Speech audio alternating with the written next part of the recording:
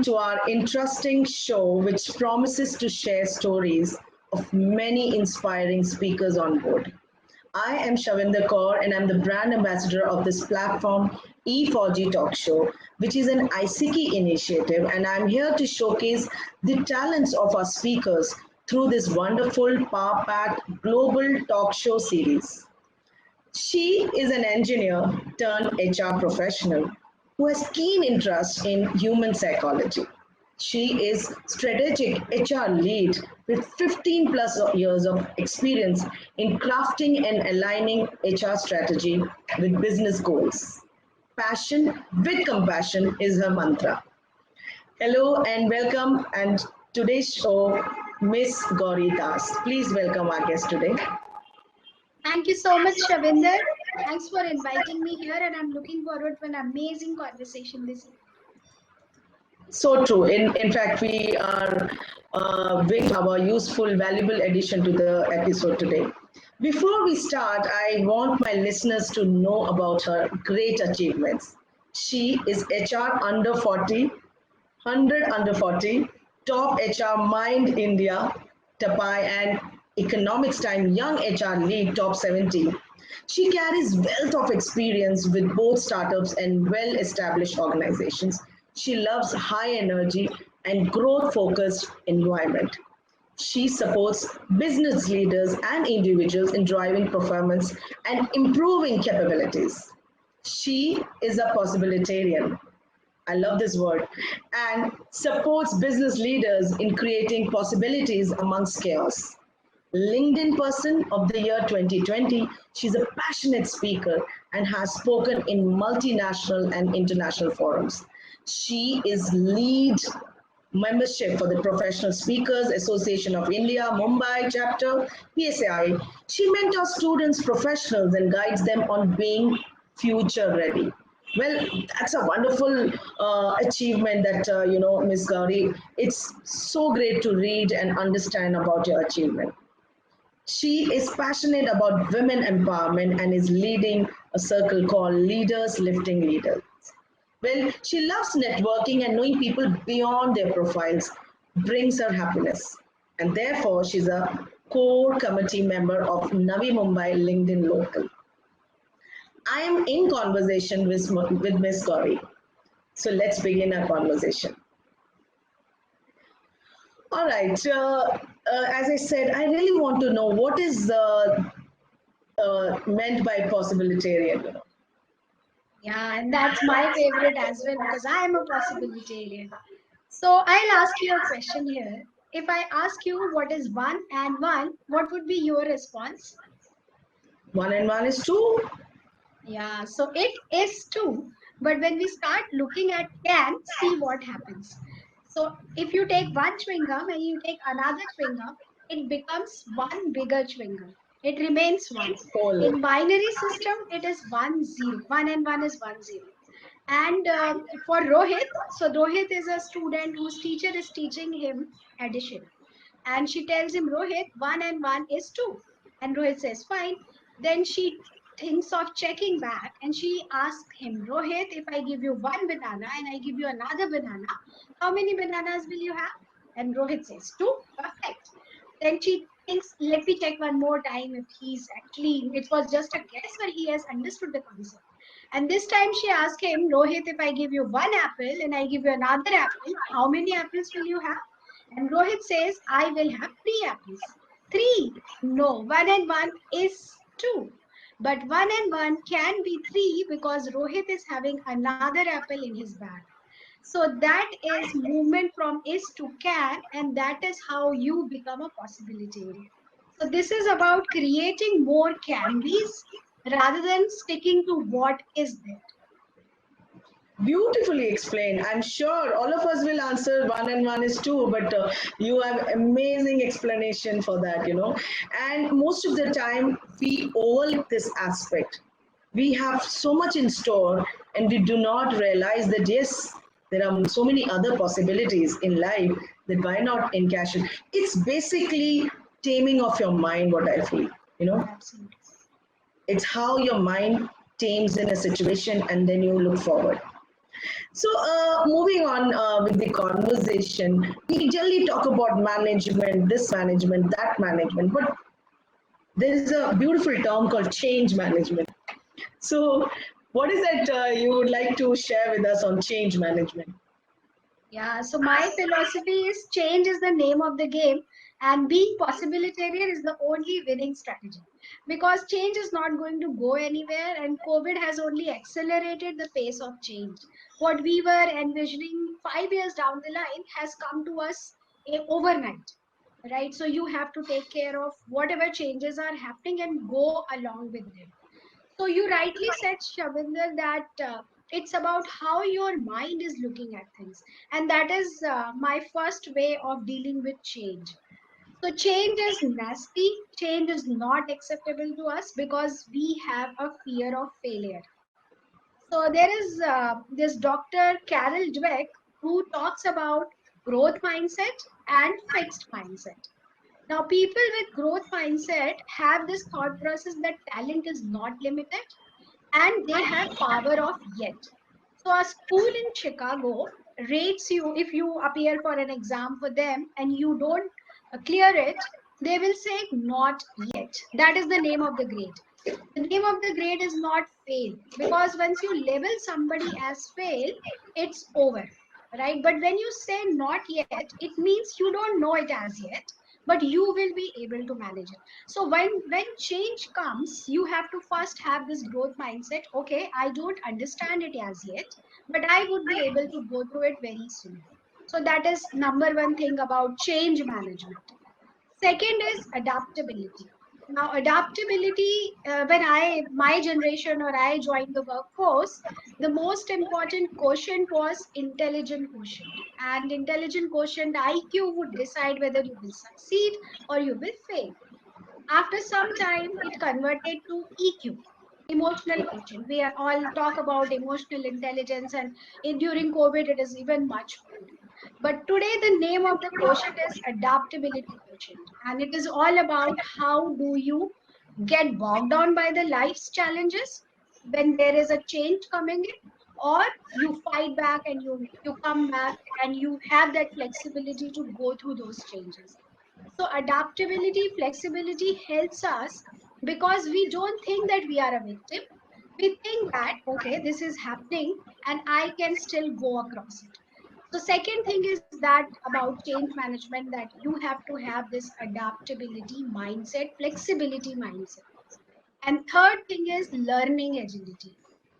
There are no two ways about it, and organizations would not carry all the load when it comes to reskilling, upskilling, and skilling.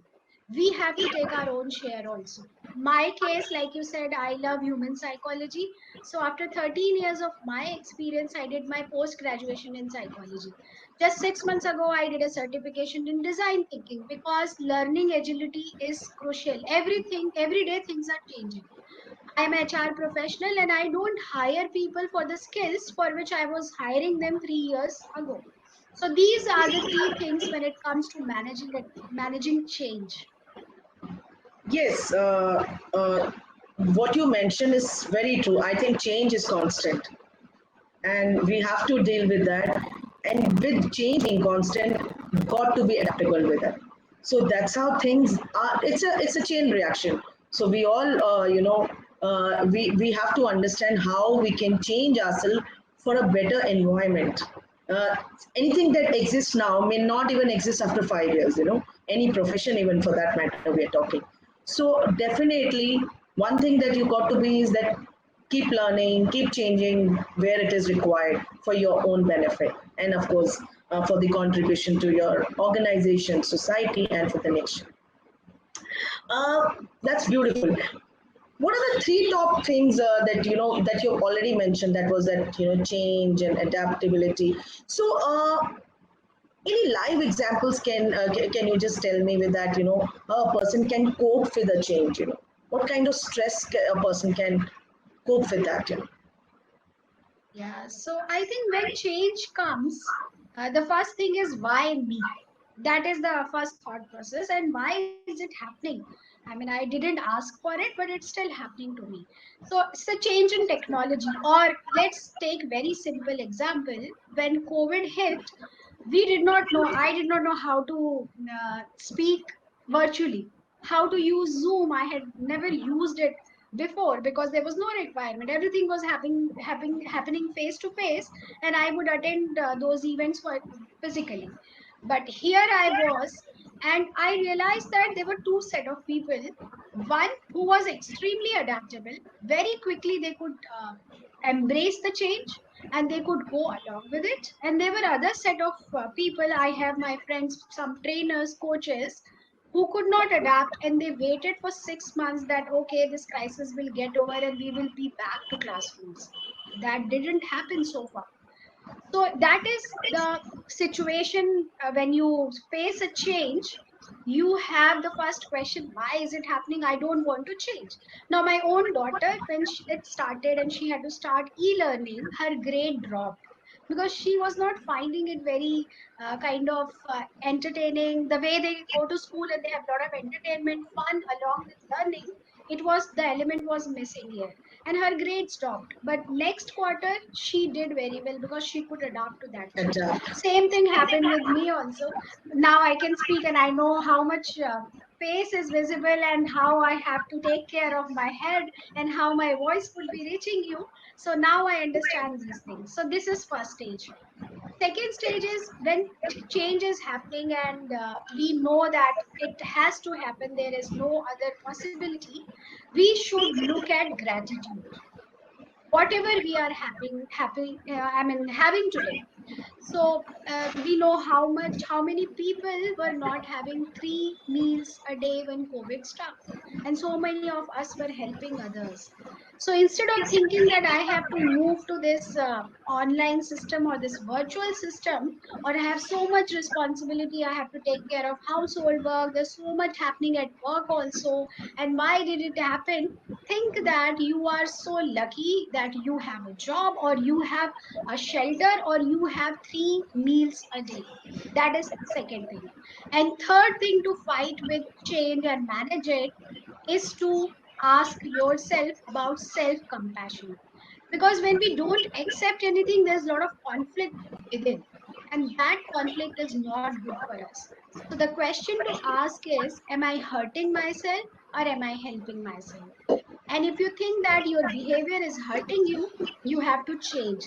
The moment you change your thought process, no, change is not for bad, it is for good. Now you and I are connecting. Maybe if this was not the situation, we would have never connected because world wouldn't have gone digital like this. I have spoken in at least 7 international conferences since last year. I couldn't have thought of going to 7 different countries in a year's time. So many good things also attached to it. There are challenges. We can't judge anybody's life, but this is how we have to look at positive aspects. We have to be grateful and we have to change why me to why not me. So nice. In fact, I read somewhere that mind you have to train is your mind. You have to train your mind to be stronger than your emotions, and or else you will lose yourself every time. If you're not, keeping your emotions away, and if you're not stronger than your emotions, definitely you'll be losing yourself every time. So Absolutely. you have to get out of that why me, and gratitude is actually the mantra. Imagine just two months back, we never thought so many of our beloved ones will be no more there after this pandemic. So let's put our best foot forward and enjoy life and make it and be happy. That's what I always feel. Do what you're doing. Always be happy in what you're doing. When you're happy in doing, you will definitely put a best result, in front of Yeah. yourself. Yes, you put it very well. And self-compassion should be our mantra. We have to love ourselves first. So true, because we are so harsh with our own self, कि मैंने ये क्यों नहीं किया, why I didn't, we are just cribbing about it. Yeah. And rightly mentioned, gratitude will only help us to, look at the better side of the life. Okay, Absolutely. yeah. So how to look for possibilities in this chaotic world, Yeah. So I'll tell a story here again. So this is a very old story of a shoe manufacturer who sent two salesmen to Africa to explore market potential there. One was sent to East Side and another went to West Africa, and they both analyzed. So this guy who was sent to East Africa analyzed the market and had some data analytics, and then responded back to head office stating that this is useless place for us. There is no potential because no one wears shoes here. And the guy who went to West also analyzed and did his analytics and then responded, this is an amazing place for us to be in. Nobody wears shoes here, so we can expand to the highest limit, send inventory quickly. So the other guy is a possibilitarian and he can see possibilities even if there seem to be none. Because I always believe that when you raise your head, you will see some possibility, as some will always exist. It's just that we have to look at it. Now, my own life story. So I started from a very small village and I studied in vernacular medium. This village school was kind of one hall school where students from all grades will study together. So that was the level of studies that I had, but I was very good academically, so I could reach engineering college. And the challenge came in terms of communication skills. And I cursed myself, why me, why I did not get an opportunity to be in a good school in a large city. I am from a village, I don't understand how this city works. And the so first thought was that, but then I realized that whatever I have got, I have to create more possibilities there. And that is how I first got over this challenge of communication skills, and I worked on my English, and today I am a global speaker. So this is how you create opportunities for yourself.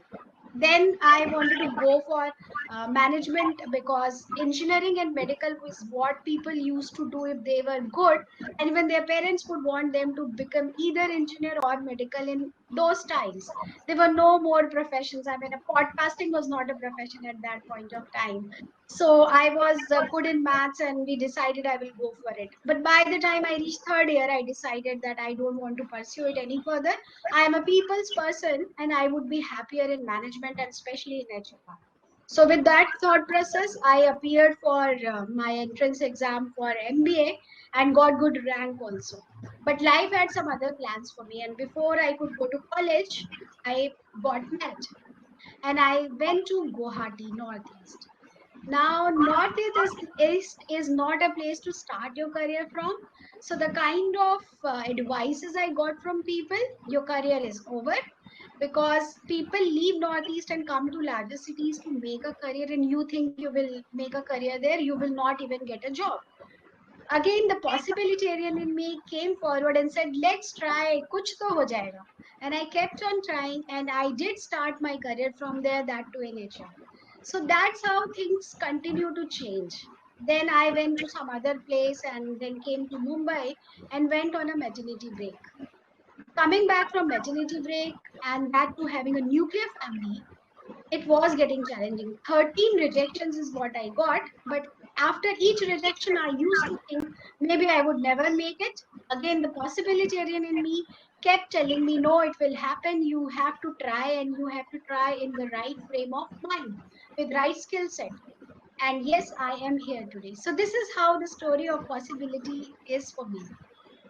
So true. Your experience from your life has actually, made the listener realize that everything is possible only when you have the will. I generally say, being an educationist as a principal, I always say success is not a skill, it's a will, and it only comes with a willpower. So Wow, no very well matter put. no matter whatever we say, stop procrastinating, stop doing that, because that will not help with your from where you came and where you led, what kind of life you led and where you are. It's commendable, Ms. Das. My compliments to you for that. It's Thank you so absolutely much. commendable. That's the power of possibilities. Yes, absolutely. And today we are in conversation with you. So, what is your mantra of looking for possibilities, your possibilities, and how, and somebody can explore in this tough time? And do you think that, it will, how should failures be looked at? Should be a setback, or should you, how you should take care of that? Yeah, so my mantra is 6 P's. I rely on 6 P's. Number one is purpose. Unless you know your purpose, you will not know your why. Because you can start anything, it will never lead to a good result unless you continuously do it. And for that, you need to have surety on your purpose, which will give you passion to pursue that. So have your purpose first, have your why first. That is number one thing. Second is put yourself out there. Like you said, you have to have that will and you have to continuously put in effort. Don't procrastinate. So be it a college or be it your workplace, you have to show your brand. And how would you do that? By being visible. And to become visible, you have to do a lot of work. You have to take additional efforts for that. So that is second thing. Persistence is third thing, and we all know we can't achieve anything unless we have persistence. Number four is perseverance. Unless we have perseverance and capacity to bounce back, life will keep throwing lemons on us. We need to learn multiple recipes of lemonade, and that's Lemonade. how we can beat life. Fourth one is patience. You did something, you started something, but many a times I see that people are not able to carry it forward. They will start so many projects, so many initiatives, and there will not be any consistency in effort, and they will not have the patience to take things forward. So patience is my fifth P, and sixth P after these is possibility. Have that growth mindset, have that mindset of the salesman who could see so much possibility when nobody was wearing shoes. So this is my mantra. Now failures are extremely important in life is what I think, because unless and this is very pertinent because society expects us to win all the time, right? We look smart only when we win, and that's where we don't enter into a situation where we can lose, because there is fear of failure, fear of shame. Why does it happen? Because we invest all our energy in looking smart and we don't focus on learning, and that's where the fixed mindset come, because people think talent is limited, so whatever they have they should show off. Whereas people with growth mindset think that talent is unlimited and you can learn it through a mentor, your learning strategies, feedback, and so many other things. So unless you go to something and fail, you will not learn new things. And I think so I also faced this, and I was an extreme introvert coming from a small village, studied in vernacular medium. I was so inside my shell and I had this fear of judgment, failure, shame, whatever you call it. I would not be able to say yes, madam, when my teacher would ask for a roll call. So that was my situation. And from there on, I transformed and I realized that what will happen? People will laugh, let them laugh. I don't care about it. And that's how the mindset changed, because failures are inevitable and they are very important for us. We must celebrate failures as well. A commendable explanation. That's why 10,000 time Edison had the failure, and now today we have the bulb. So absolutely, failures will make us resilient, and that's how we will prove ourselves. I really want to continue the conversation with you, but we are really short on time now. And my last question, of course, is that I want you to give us three takeaways for our listeners today. Uh, to stay happy or to be successful, anything that you want to contribute. Yeah, so first one would be having a mentor. That is what I will tell my younger self also, because they are there, they know things already. And if you get help from them, the path becomes very easy and you can easily achieve your goal. Second is passion. Passion comes from within. You have to know yourself. So self awareness is my second thought process, that it sounds very silly or very funny that we don't know ourselves, but we actually don't know many times. We don't know what is our strength, how do we behave in a certain situation, what drives us, or what is our weakness, because we have to play on our strengths, but we don't, when we don't know it, we are not able to leverage it. So have that understanding. And how can that be done? There are various tools that I use. One is feedback, because that helps you open that dark space. Second is reflection. We talk about failures, so reflection both on failures and success. What did I do when I succeeded? Why did I succeed? What was the best part about it? What I can leverage more? And when I failed, what was the reason? What I could not work on? So that's how you improve your self awareness, and you have better understanding about your passion, your purpose. And third thing is networking, because what you know was very important at some point of time, but today is who you know and who knows you is very It's, important. it's So also within very the important. system, yeah, within the system and outside as well, connect with people, develop those relationships, so that when you need them, you have Very true, very true. Thank you so much, Ms. Gauri Das. Absolutely a brilliant way to put up things. Actually, you served in platter, and I was also noting your points. See, them. so beautiful. So, in the end, I just want to say a lamp doesn't speak, it introduces itself through its light. Achievers never expose themselves, but their achievements expose them. She makes the day brighter, she leaves a little sparkle wherever she goes, and that's Mrs. Das for on us on today's show. Wow, that was amazing. Thank you so much, Shavinder. I really enjoyed this and look forward to remain connected. Thank you so much for being a part of this interesting show, Women's Special Series Choose to Challenge. If you wish to share more inspiring stories, please contact me at shavie4gtalks.com. And I thank all my viewers. Please like, share, subscribe to our channel, E4G Talk Show, and don't forget to put your reviews in the comment section. For more interesting stories, please stay tuned. Jai Hind. Thank you. Thank you and Jai Hind.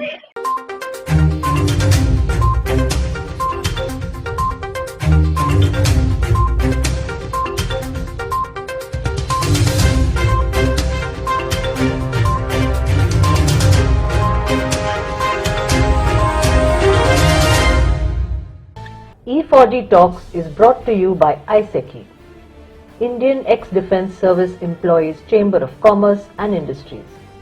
Thanks to its vast veteran network and global and pan-India associates, ISECI can carry out various commerce facilitations and CSR projects across India and the world.